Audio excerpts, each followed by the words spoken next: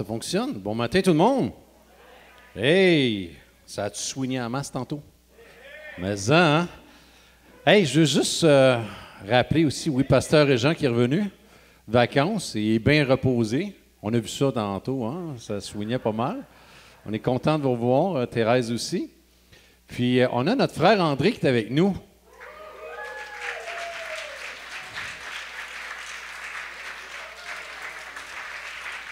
Là, je l'ai averti là, de ne plus nous faire des niaiseries comme ça. Là, on a dit, c'est fini, André, t'arrêtes ça. Mais André, je pense bientôt, va avoir un témoignage de comment Dieu les a rencontrés au travers cette épreuve, ce test qui était là. Hein? On va entendre ça bientôt. Là.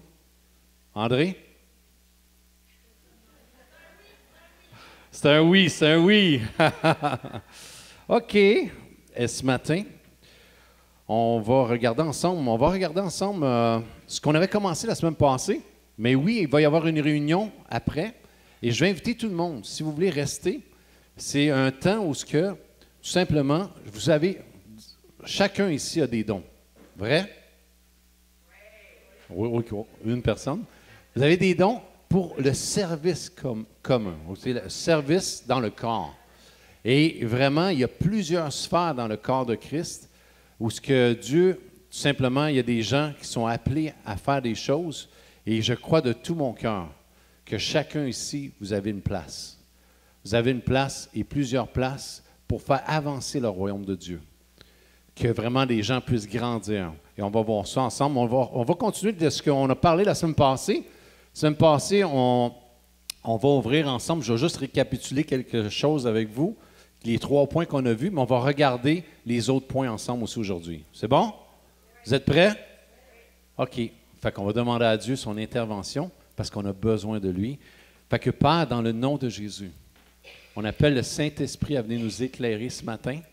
On appelle le Saint-Esprit à nous emmener sous conviction, Père. Et comme ma sœur disait tantôt, on vient lier et on vient démolir tous les taux de raisonnement qui s'élèvent contre la connaissance de Jésus, Père. Et vraiment, ce matin, nos cœurs, on place nos cœurs devant toi. On veut entendre ton cœur nous parler, nous emmener là où tu veux nous emmener, Seigneur, afin que tu sois glorifié. Dans le nom de Jésus. Amen. Amen. Fait qu'on a vu la semaine passée à quel point Dieu nous invite à vivre dans sa présence. On a vu ça dans le psaume 27. On a vu ça la semaine passée. Si vous ne savez pas ou vous n'avez pas entendu ce qui a été dit, mais réécoutez le message peut-être à ce point-là.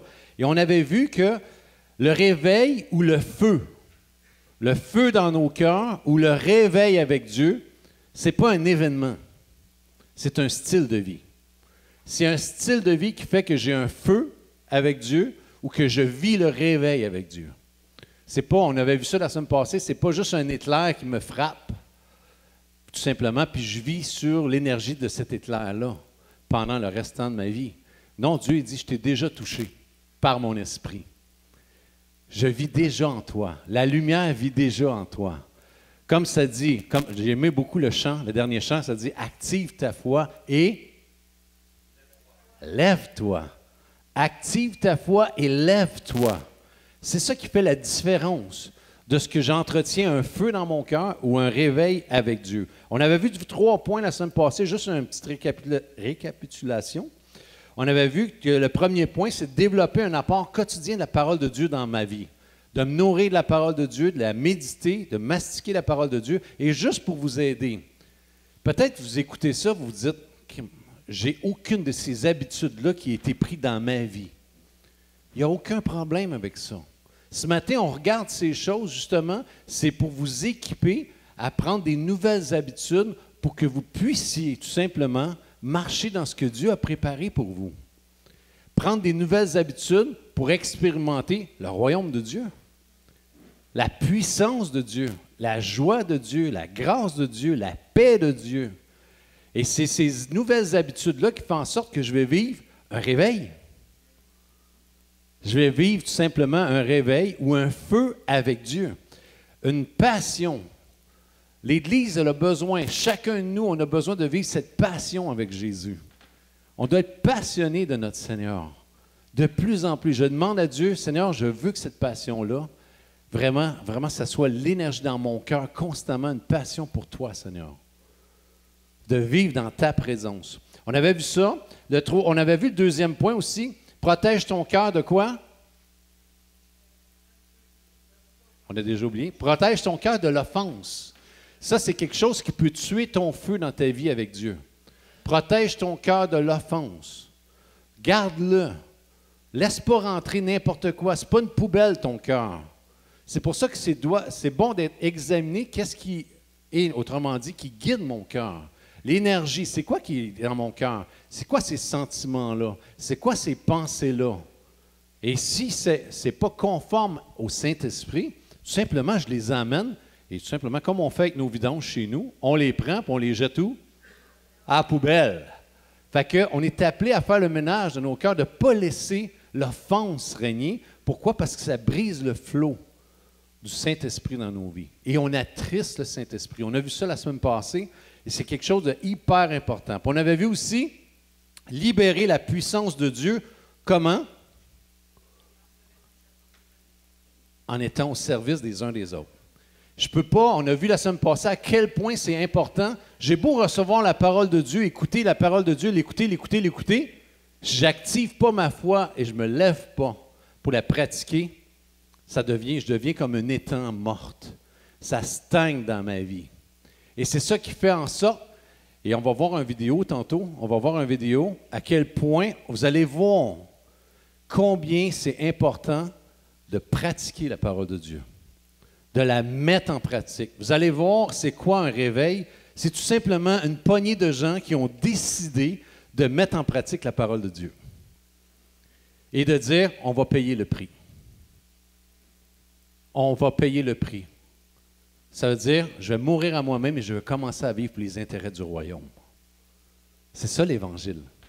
La bonne nouvelle, c'est que Dieu veut nous délivrer. Et rappelez-vous ce que Jésus a dit. Jésus a dit, sauvez-vous de cette génération perverse. Dieu dit, sauve-toi de cette génération. Ne te plie pas au standard de cette génération. Plie-toi au standard et aux préceptes de la parole de Dieu, du royaume de Dieu. Et c'est pour ça que tant de chrétiens viennent de vie chrétienne comme ça. Ah, je m'en vais à l'église ce matin. Non! L'église, c'est un endroit où c'est comme, wow! D'un, c'était une fête ce matin, vrai? On fête. Pourquoi? Parce qu'on est des fils et des filles du roi des rois. On n'est plus là en train de vivre, autrement dit, avec les standards de ce monde. On vit avec les standards du royaume de Dieu.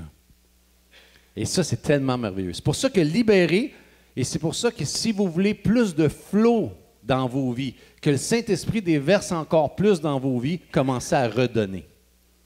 Sinon, il y a un blocage. Et c'est pour ça que tant de gens, à un moment donné, abandonnent l'Église, abandonnent de se rassembler. Pourquoi? Parce qu'ils ont arrêté de redonner. L'Église, c'est un endroit où on est formé pour apprendre, outiller, tout simplement, comme ça dit dans Éphésiens 4, ça dit pourquoi? Pour faire l'œuvre de Dieu. On est outillés pour nous faire l'œuvre de Dieu.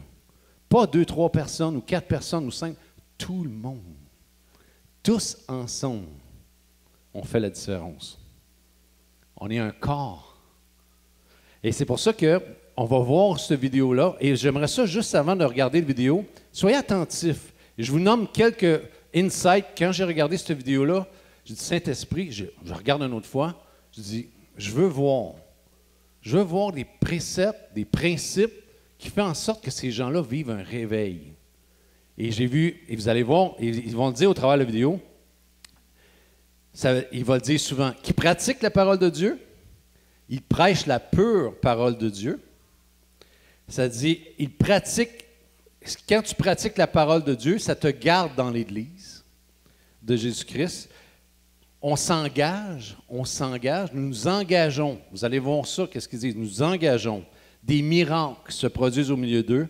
Des appels dans la semaine où ce que les gens prient pour ceux qui n'ont pas pu venir même dans la semaine. Vous allez voir, il y a un système. Et les complotistes, s'il vous plaît, ne capotez pas.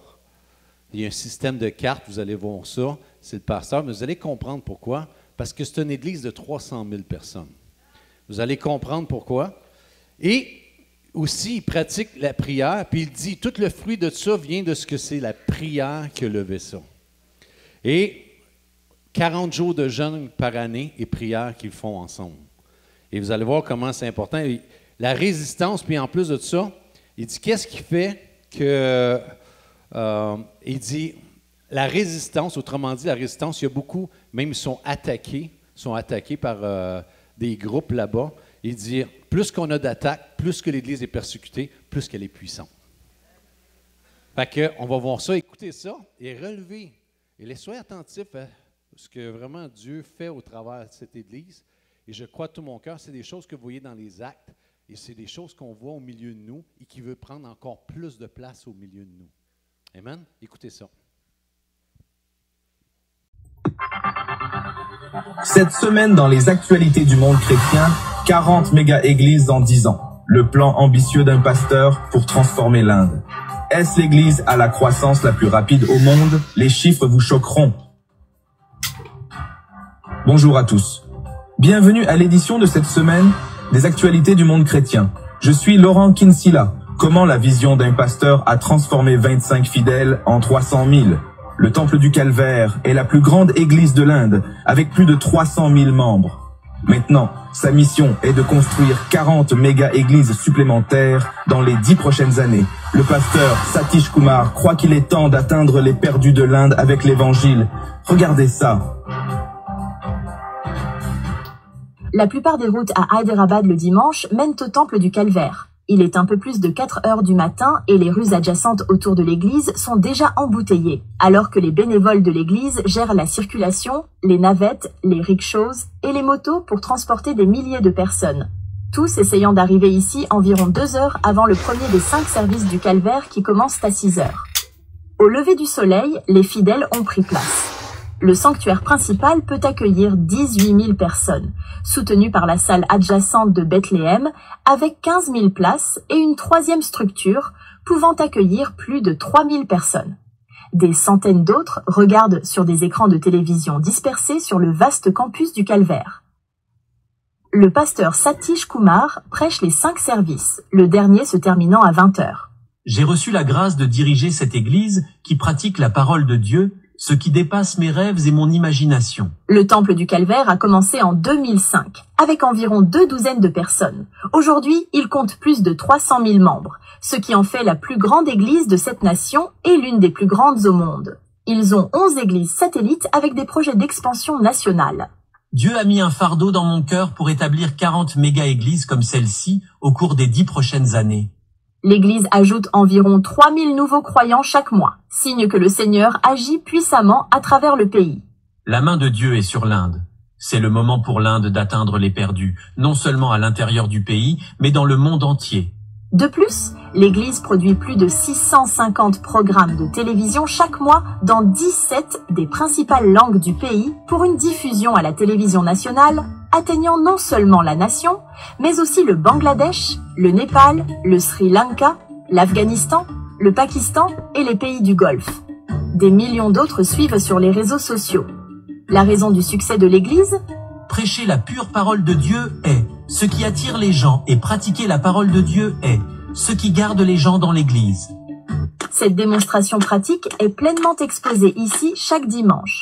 Narayana Podili travaille comme ingénieur civil pendant la semaine. Le dimanche, il dirige une armée de 150 bénévoles de l'Église qui passent des heures à hacher, trancher, éplucher et remuer.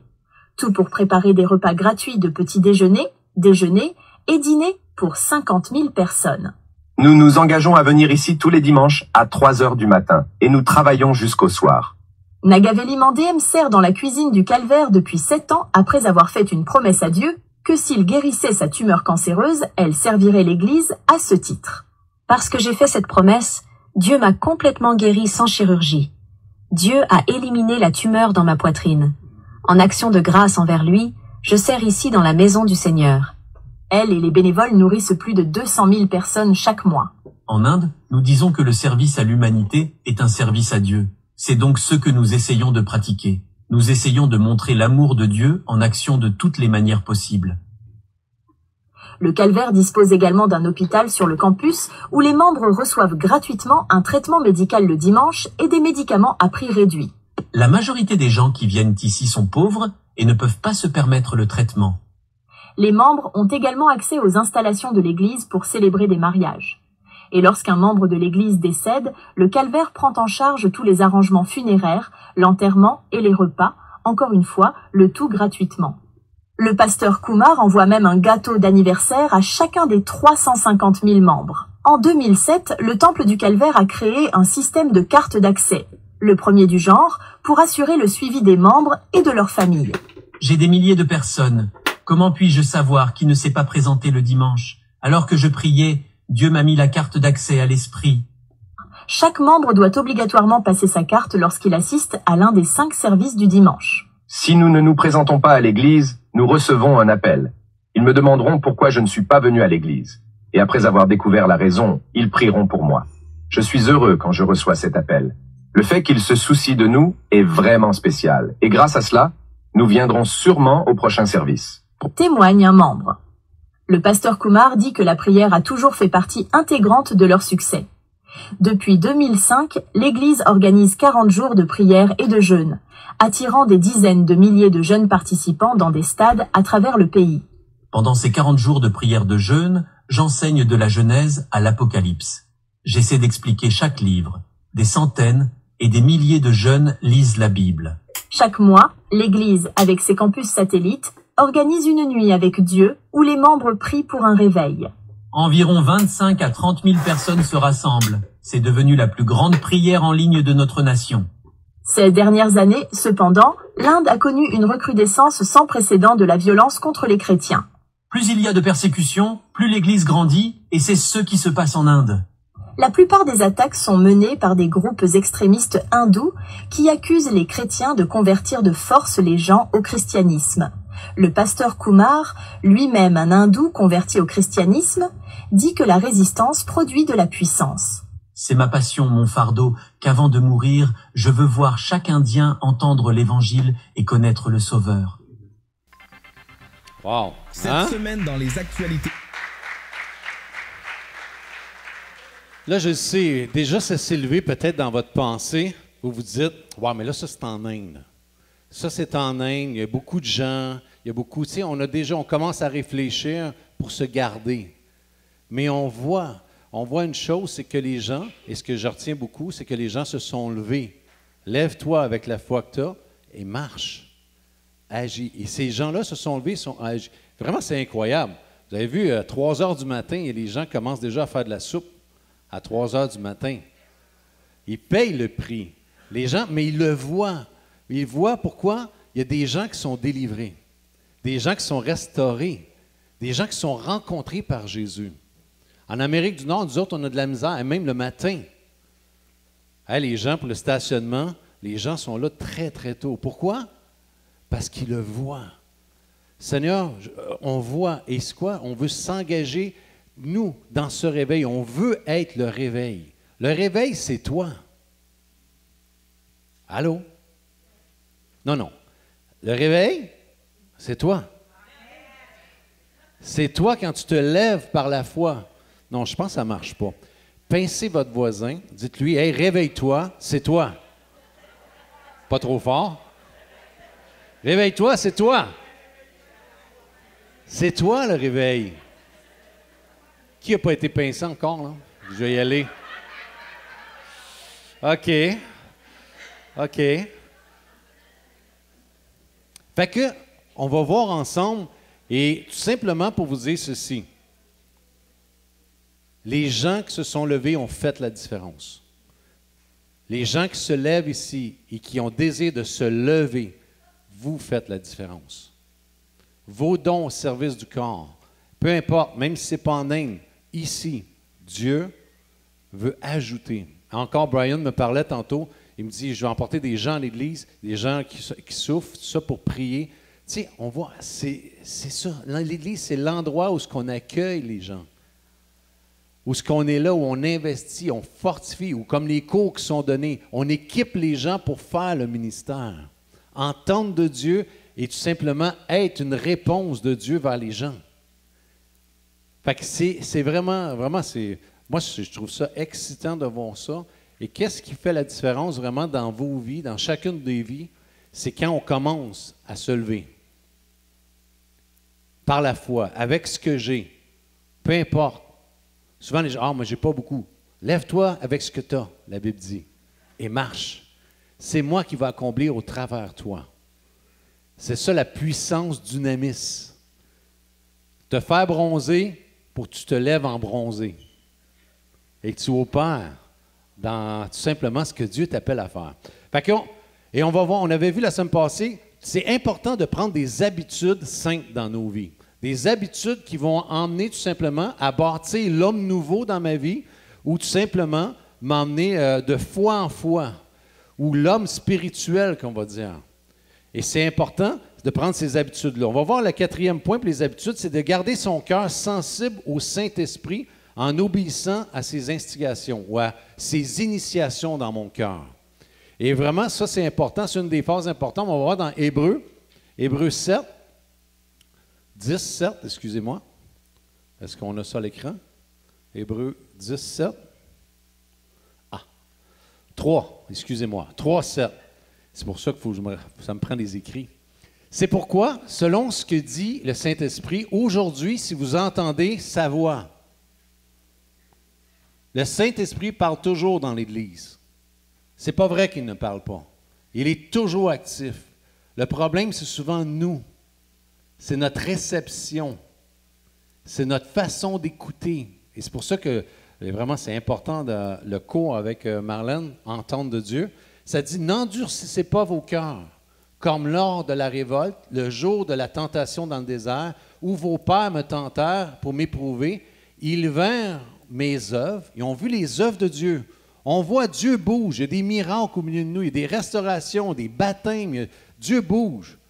Et ça dit pendant 40, ils m'ont éprouvé, et ils vinrent mes œuvres pendant 40 ans. Pas une semaine, 40 ans. Aussi je fus irrité contre cette génération, et je me dis, ils ont toujours un cœur qui s'égare. Et regardez qu'est-ce qui se dit après. Et ils n'ont pas connu mes voies. Ils n'ont pas connu mes voies. Parce que le cœur s'égare toujours. Dieu dit, je fais des initiations dans ta vie afin que tu ajustes ta vie avec mon cœur. Parce que tu peux peut-être entendre des choses par rapport à mon cœur, mais connaître mes voies, c'est quand tu commences à y marcher dedans. Et Dieu dit, c'est mon désir le plus cher pour chacun de mes enfants. Et ça commence tout simplement par un pas de foi. Et c'est pour ça que les initiations du Saint-Esprit sont là constamment, même dans l'Église. La sensibilité au Saint-Esprit, c'est pas juste de se garder des offenses. C'est aussi l'initiation de la parole de Dieu qui vient par le Saint-Esprit dans ma vie. Et on va voir tantôt un exemple que j'avais cité la semaine passée. La sensibilité aussi va grandir. La sensibilité au Saint-Esprit va grandir toujours dans l'obéissance. Qu'est-ce qui fait que je grandis? Je suis né de nouveau. Je suis né de nouveau, je suis fils de Dieu.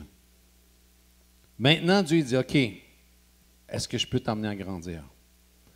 Et là, ce n'est jamais une question de condamnation, c'est toujours une question de marcher de progrès en progrès, de gloire en gloire, de connaître Dieu, de victoire en victoire, de connaître Dieu de plus en plus, de marcher avec lui, de voir sa main agir au travers de ma vie, au travers de ce que Dieu fait. C'est toujours ça. Et Dieu, c'est ce qu'il veut. C'est pour ça que Dieu donne dans l'Église pour qu'on puisse avancer avec lui, pour pas qu'on reste stagnant dans nos vies. Pourquoi? Parce que comme j'ai dit il n'y a pas longtemps, l'Église, ce n'est pas un endroit où c'est pour les spectateurs. L'Église, c'est un endroit où je reçois la parole de Dieu, je me lève avec et j'y marche dedans. Ouais, mais tu ne comprends pas. Moi, je vis telle chose. Je vis telle difficulté. Vous en rappelez, l'homme qui était sur le brancard ou à la piscine de Siloé? Tu sais, il était couché à la piscine de Siloé. Jésus est arrivé, il dit, « Hey, tu veux être guéri? » « Ouais, mais je ne peux pas. Les personnes pour m'aider, pour rentrer dans la piscine. » Toutes les excuses. « Ah, il n'y a personne pour m'aider. Là, il est trop tard. Quand il arrive, ça bouillonne. Il est trop tard, je ne suis pas guéri. Jésus dit, hey, lève-toi et marche. Prends ton brancard, lève-toi, marche. Jésus dit, je n'ai pas à attendre tes excuses. Lève-toi et marche sur ma parole. Lève-toi, marche.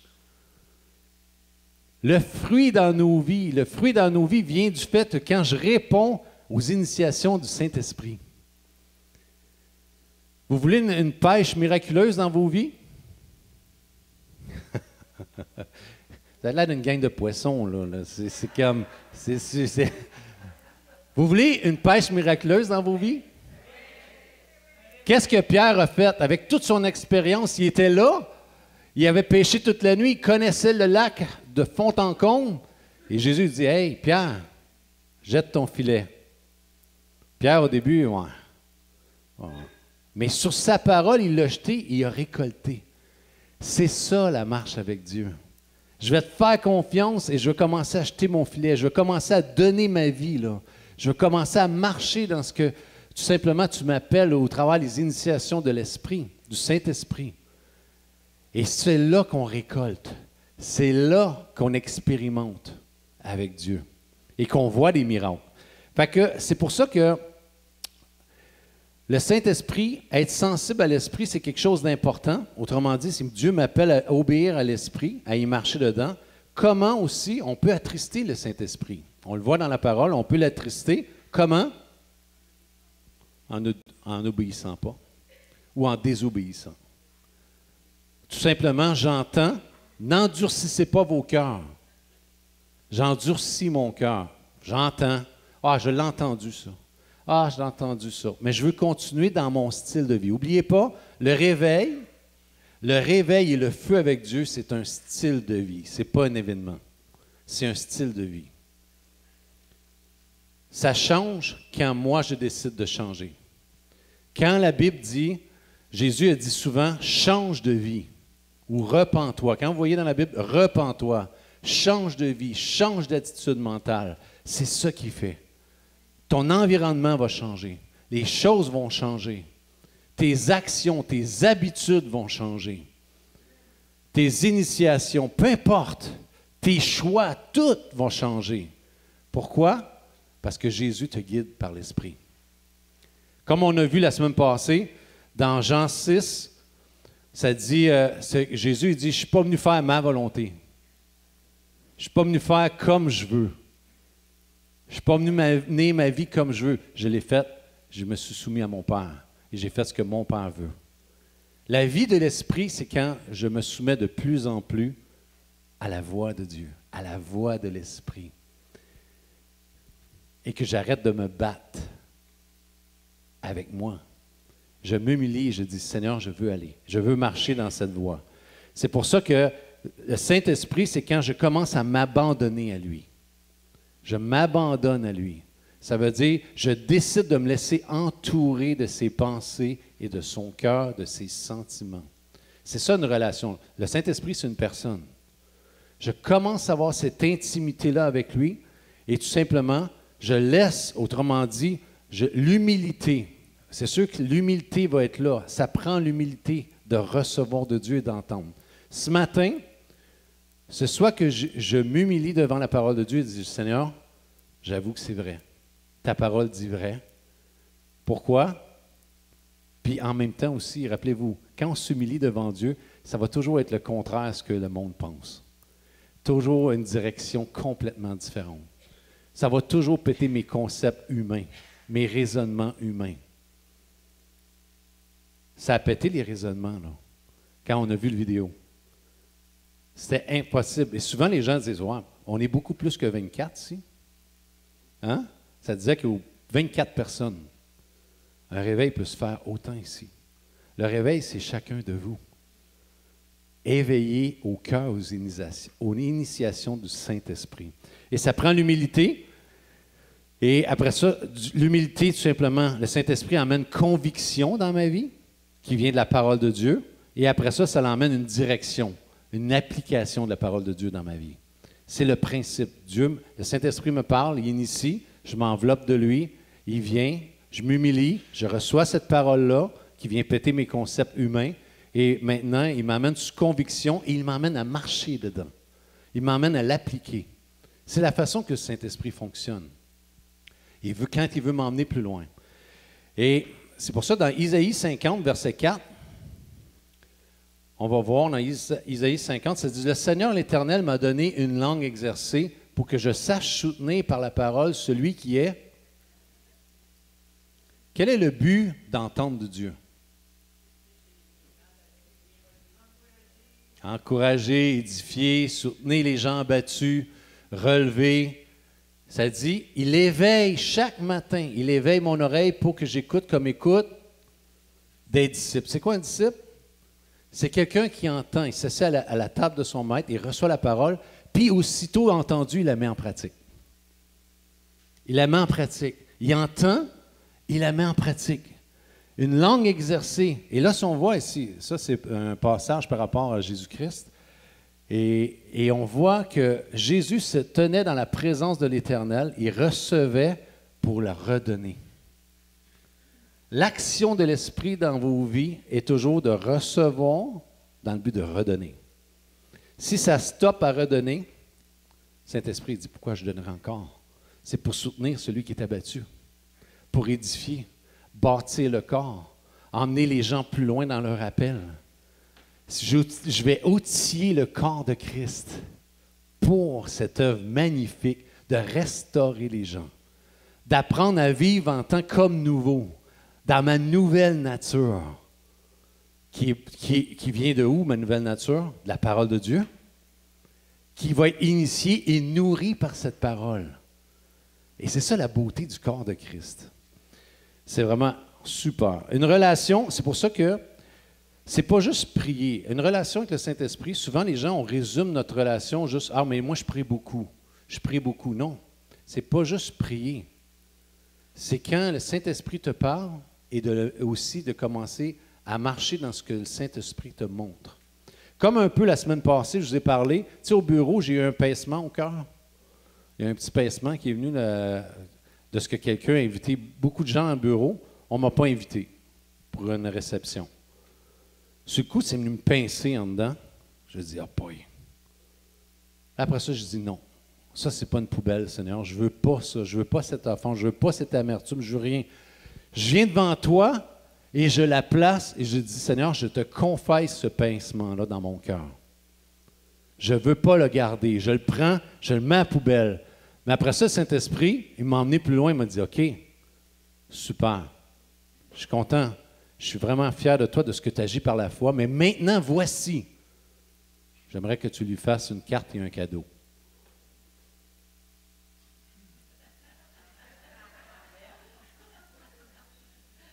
Qu'est-ce que c'est ça? Seigneur, je ne suis même pas invité. Pourquoi je dépenserais de l'argent? On va garder l'argent pour moi. Pourquoi je dépenserais de l'argent pour acheter un cadeau? Dieu dit, je veux. Est-ce que tu écoutes ce que je suis en train de te parler? Est-ce que tu écoutes ma direction? C'est ça. C'est tout simplement de commencer à dire, OK, Seigneur, je vais écouter. Et je veux obéir. Et je veux mettre en pratique ces choses. Et oui, une carte. Oui, un cadeau. Et je vais obéir. Pourquoi? Parce que je ne sais pas ce que Dieu veut faire. Je ne sais pas comment Dieu va faire les choses, mais je sais une chose, que Dieu fait toujours des miracles. Et Dieu est fidèle en toutes choses. Fait que j'aime mieux obéir au Saint-Esprit qu'obéir à ma chair. À ma chair qui dit, mais non, garde l'argent pour toi. Tu n'es pas invité, Noé. À une bonne défaite. Hein? Bon argument. On peut justifier. Et on aime se justifier. Ah, moi, je ne viens pas à l'église, manque d'amour. Je me justifie. Ah, je ne veux pas à l'église parce que, je ne sais pas, moi, la musique est trop forte, les chansons ne sont pas bonnes, la prédication est plate. Peu importe quoi. On est bon pour ça dans notre vieille nature. Et Dieu il dit, non, non, je ne t'appelle pas à vivre là. Tu vas mourir là. Je t'appelle à vivre ici. L'homme nouveau. Et ça prend des nouvelles habitudes, des nouvelles initiations dans mon cœur. Autrement dit, qui vont être faites par le Saint-Esprit qui vient de la parole de Dieu. Il ne vient pas de mes émotions. Il vient de la parole de Dieu. Puis comment savons si Mais autrement dit, si je deviens un chrétien de plus en plus mature, c'est que de moins en moins charnel, ou un chrétien de moins en moins, on appelle ça, soit charnel ou j'ai marqué un chrétien charnel ou naturel. C'est que de moins en moins, tu vas écouter ce que les gens vont dire et tu vas, autrement dit, où tu vas être au service de l'offense. Quand on est offensé facilement, j'ai été offensé facilement dans ma vie, au début de ma vie chrétienne, j'étais offensé facilement, ou j'étais à l'écoute des gens, ce que les gens disaient, des opinions des gens, au lieu d'être à l'écoute du Saint-Esprit. Dieu dit, je veux que tu sois à l'écoute de mon esprit. Premièrement, si tu es à l'écoute des gens, des offenses des gens, de ces choses-là, ça va t'arrêter dans ma marche avec moi. Jésus aurait arrêté, ça fait longtemps, on disait toutes sortes de mal de lui. On l'a accusé. Bon, il était avec les buveurs. Ah, il se laisse toucher par des prostituées. Ah, on l'a accusé constamment. Il n'a pas écouté ce que les gens disaient. Il écoutait ce que l'Esprit du Père disait.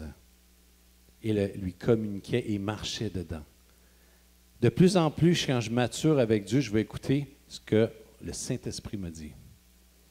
Et Dieu veut nous en... Et c'est pour ça que les formations sont là pour nous apprendre à entendre ce que l'Esprit nous dit et d'y marcher dedans.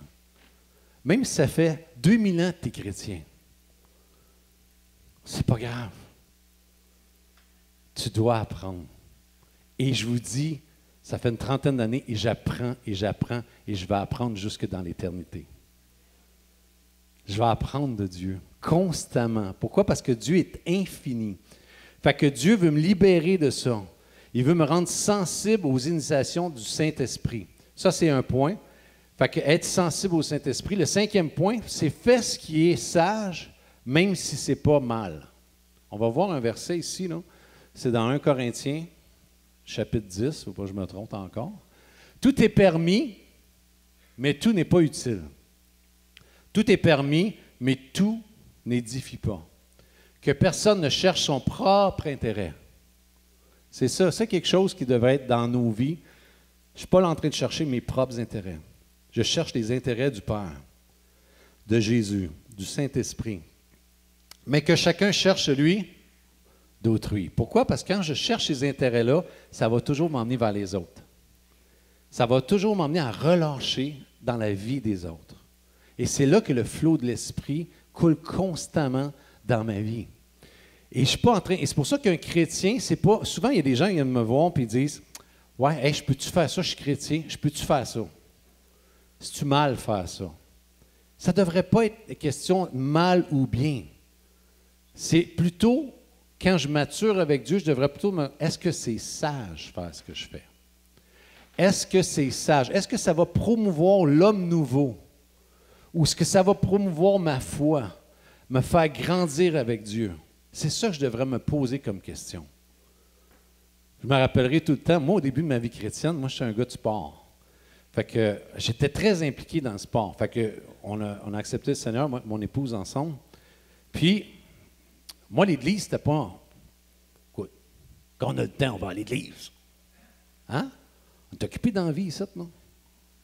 On est occupé, on a d'autres choses à faire. On n'a pas que l'Église dans la vie. Fait que moi, je ne savais pas ça. Fait que moi, et je me rappellerai tout le temps, moi, on faisait du jet ski. Puis tous les gens, c'était toujours le dimanche qu'on faisait le jet ski. Fait que, ciao l'Église, bye. Moi, je fais du jet ski. Là. Ouais, j'étais né de nouveau. Mais je ne voyais pas les... Est-ce que c'est mal de faire du jet ski dimanche? Non. Il n'y a pas de péché là-dedans. Mais est-ce que ça promouvoit ma croissance avec Dieu? Et grandir avec Dieu? Et là, tranquillement, ça m'a amené à me poser des questions. Je me dis, je ne pourrais pas grandir. Jet ski, après ça, j'entendais des choses de Dieu qui recevaient. Hey, je dis, j'étais pas là, j'ai pas reçu ça. Je dis, je veux. Là, tranquillement, il y a un chiffre qui s'est fait. Et j'ai commencé de plus en plus à prendre des décisions basées sur ce qui est sage et qui promouvoit ma croissance avec Dieu. Pas est-ce que je peux ou je ne peux pas. Et je me rappellerai tout le temps, il y a pas un sage, mais un ancien dans l'Église. Ouais, il est sage, il était sage aussi. Puis une ancienne dans l'église, à un moment donné, moi, en plus, souvent, moi j'étais jeune quand même, là. J'étais encore jeune, là. Mais j'avais quand même, 22 ans quand je suis venu au Seigneur. Puis, écoute, je sortais encore d'un bar, d'une discothèque. Fait que moi, je roulais là-dedans encore. Puis à un moment donné, l'ancien m'a dit, j'ai dit, ouais, moi, j'étais rendu là, j'ai dit, est-ce que c'est correct d'aller dans un bar? Il dit, Denis, c'est pas une question de correct, pas correct. Il dit, écoute, quand tu vas être là, demande à Dieu de te montrer si c'est ta place. Et je me rappellerai toujours, il y avait un chant qui élevait Satan. Je ne me rappelle plus de tout, mais vraiment, ça m'avait marqué. Tu voyais les gens danser. Wow. C'était comme... Le Saint-Esprit m'a emmené sous conviction, m'a dit, c'est pas ta place. C'est pas ici, c'est pas cet endroit-là qui va favoriser ta croissance avec moi. Tu as été mis à part maintenant pour mon œuvre. Tu as été mis à part. Est-ce que je devais aller au bar ou encore? Ça ne me tentait plus. Pourquoi? Parce que j'ai connu meilleur, qui est Christ. Ce n'est pas une question de « sais-tu bien ou c'est pas bien? » Est-ce que c'est sage de faire ça? Dieu, quand on grandit avec Dieu, c'est est-ce que c'est sage ce que tu fais? Est-ce que c'est sage la manière que tu dépenses ton argent? Est-ce que c'est sage la manière que tu côtoies les gens? Ou telle personne? Est-ce que c'est sage? C'est pas est-ce que c'est bien ou est-ce que c'est mal. Il y a des amis dans ma vie que j'avais, tout simplement, j'ai été obligé de tout simplement faire d'autres choix. Parce que ces amis-là ne m'emmenaient pas à connaître Dieu et à chercher le royaume de Dieu. Ils m'emmenaient à me saouler et à me droguer. Est-ce que je les aimais pas? Non, je les ai parlé d'Évangile amplement. Même assez, ils ont dit, on ne veut plus te voir, tu es trop fatigant. Mais c'est correct. Pourquoi? Dieu dit, je t'ai emmené à faire autre chose. Je t'ai emmené à quelque chose de meilleur. Choisis le meilleur pour ta vie. Marie a choisi la bonne part, qui ne lui sera jamais enlevée. La part des bars, des discothèques va m'être enlevée un jour, mais pas la parole de Dieu. Ce qui va être bâti dans mon cœur, jamais ça va être enlevé. Et c'est ça de promouvoir de plus en plus des choix qui honorent Dieu. Est-ce que mes décisions honorent Dieu? Mes choix honorent Dieu? Est-ce que mon style de vie honore Dieu? C'est ça que je dois me poser comme question. S'il n'honore pas, c'est parfait. La Bible dit, confesse, 1 Jean 9, repens-toi, change ta vie. Change ta vie tout simplement et cours vers la vie de l'esprit. Fais des choix. C'est pour ça qu'il y a des cours qui recommencent. Il y a des formations et qu'on veut que les gens se lèvent. Parce que cette année, Régent ne donne pas de cours, moi je ne donne pas de cours. C'est toutes vous autres qui donnez des cours. Non, c'est pas vrai. Chacun, on va être là. Pourquoi? Parce qu'on a une portion. Régent a une super portion d'enseignant. Et vraiment, on est béni par sa portion. Thérèse aussi, elle est plus cachée, mais là, cette année, elle veut se lever, Thérèse. Là. Amen. Mais chacun, on a une portion. Pas plus un que l'autre. Et on veut se lever. Pourquoi? Pour investir. Il y a des gens qui ont besoin du 1 à 1. Il y a des gens qui ont besoin de recevoir la parole de Dieu. Des cours de base, juste les bases de la vie chrétienne. Pourquoi? Ça va promouvoir et ça m'emmène à expérimenter mon homme nouveau. Et en même temps, la vie abondante pour vous, c'est vous donner. Donnez ce que vous avez reçu. Tout simplement, gratuitement. Vous l'avez reçu gratuitement, donnez gratuitement. Et c'est pour ça que les choix d'aujourd'hui, mes choix d'aujourd'hui ont un impact sur mon futur. Vos choix que vous faites ont un impact sur ma vie avec Dieu, sur ma croissance avec Dieu. Comme la malbouffe. Si je me nourris de sucre, de junk food, c'est chaud. Est-ce que c'est péché? Non. Est-ce que c'est sage? Non. Pourquoi? Parce que ça peut impacter ma vie dans 5 ans, dans 10 ans, dans 20 ans. Et ça peut même m'arrêter dans mon appel avec Dieu. Si je fais des choix de malbouffe pour ma vie, il va y avoir un impact là. Pourquoi? Parce que mon corps, c'est le temple du Saint-Esprit. Et le temple Dieu il m'appelle à l'honorer. Comment? En faisant des choix sages. Pour promouvoir une vie longue et en santé. Pourquoi?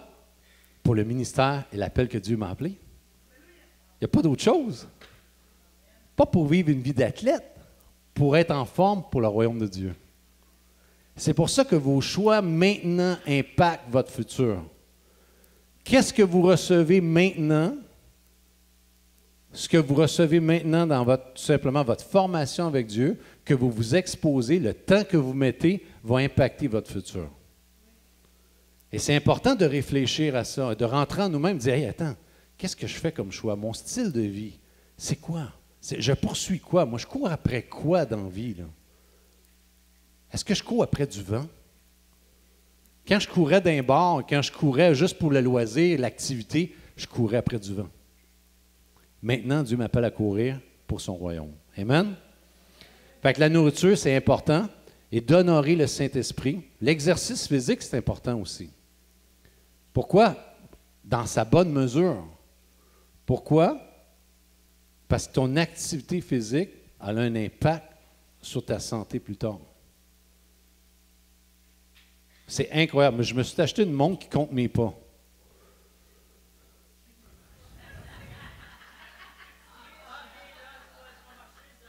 Mais pas avec Dieu. Non, non. Vous n'avez pas cette montre-là, hein?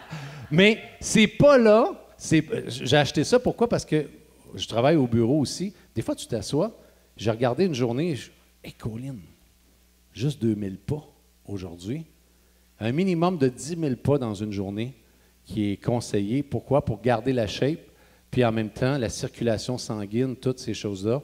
Parce que beaucoup, surtout en vieillissant, là, je parle pour ceux qui sont plus vieux, là. Moi, je suis encore jeune, mais en vieillissant, moi aussi, on a marché plus. Pourquoi? Ça active ton système et ça va te garder plus en forme. Et là, ce que je fais, je rachète le temps. Là, je dis à ma femme, cours après moi. Là, je pars courir.